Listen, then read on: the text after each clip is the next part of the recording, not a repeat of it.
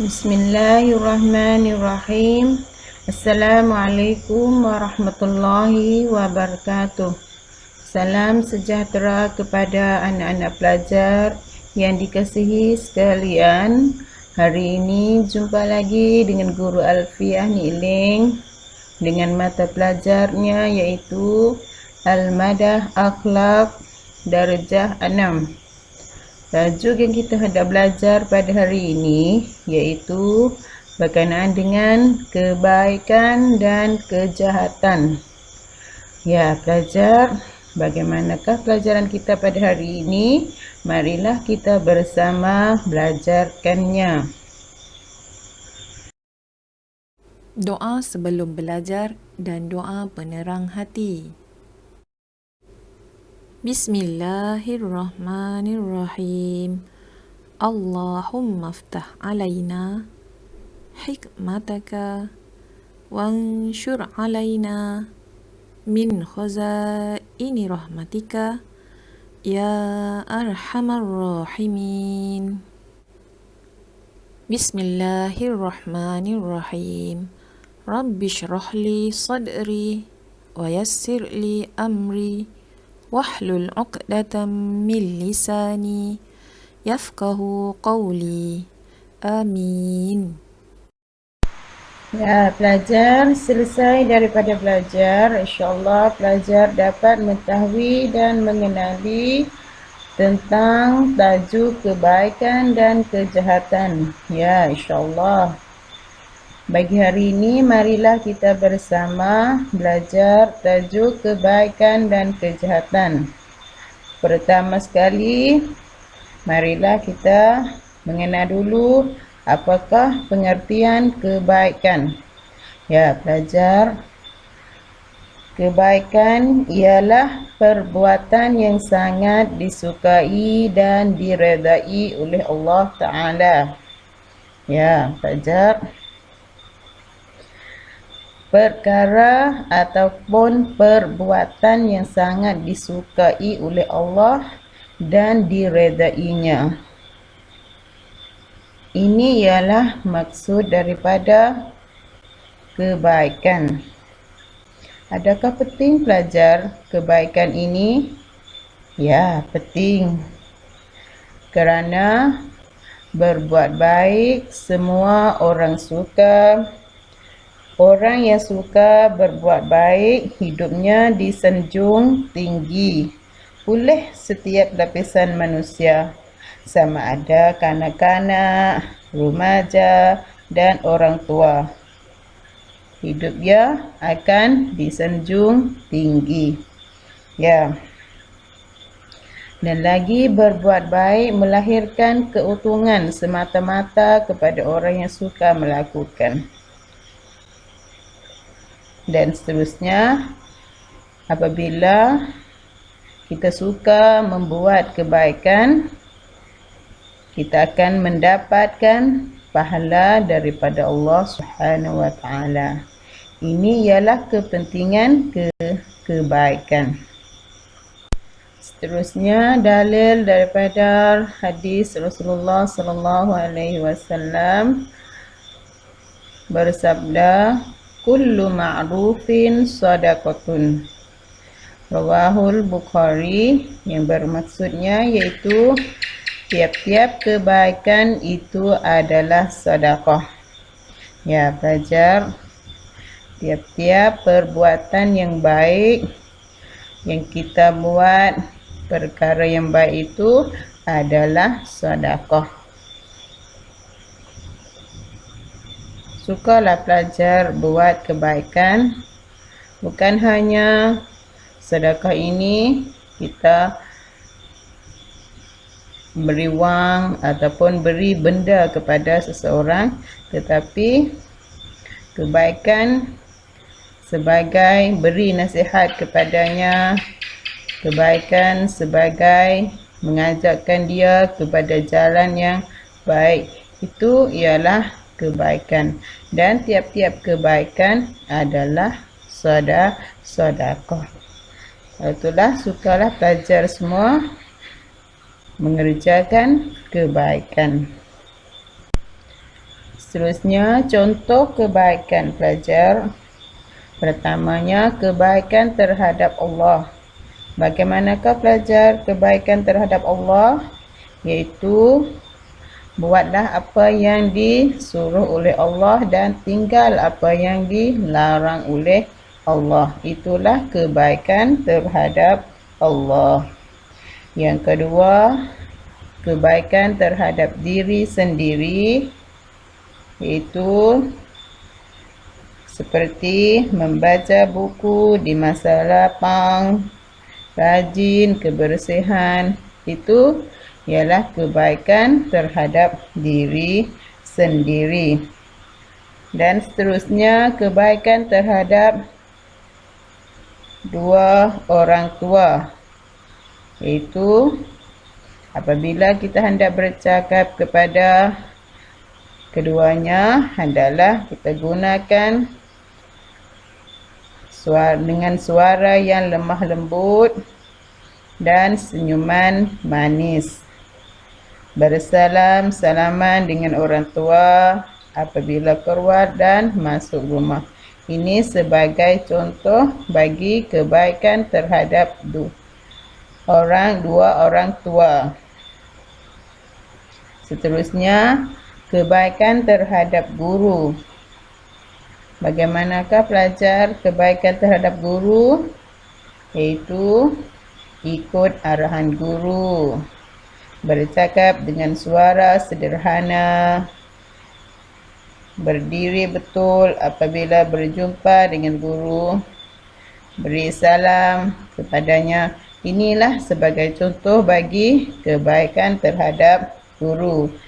Dan seterusnya, kebaikan terhadap masyarakat. Kebaikan terhadap masyarakat contohnya membuang sampah di dalam tong sampah, membuangkan duri di jalan raya, memberi pertolongan kepada fakir miskin, dan lain-lain lagi. Ini sebagai contoh kebaikan terhadap masyarakat.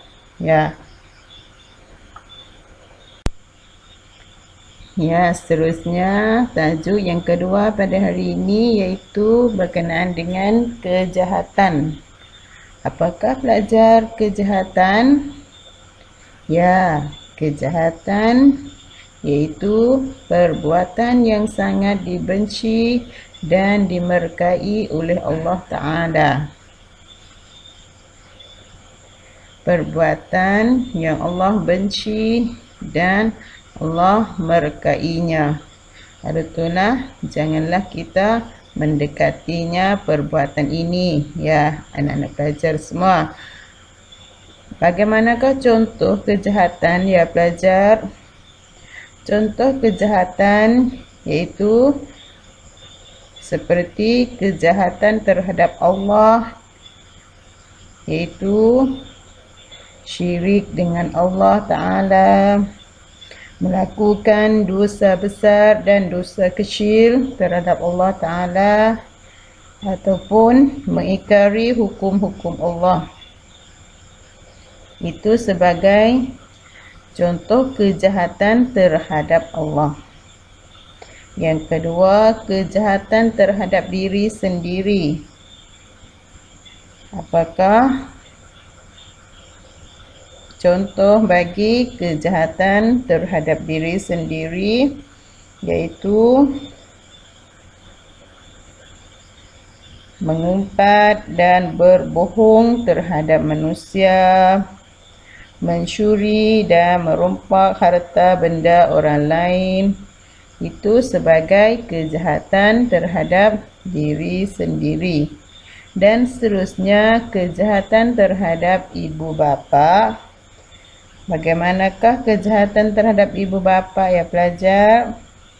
Iaitu berkata ufin, berkata perkataan terhadap ibu bapa, tidak mendoakan kepada keduanya, dan melakukan perkara yang membawa keduanya menduka cita terhadap keduanya.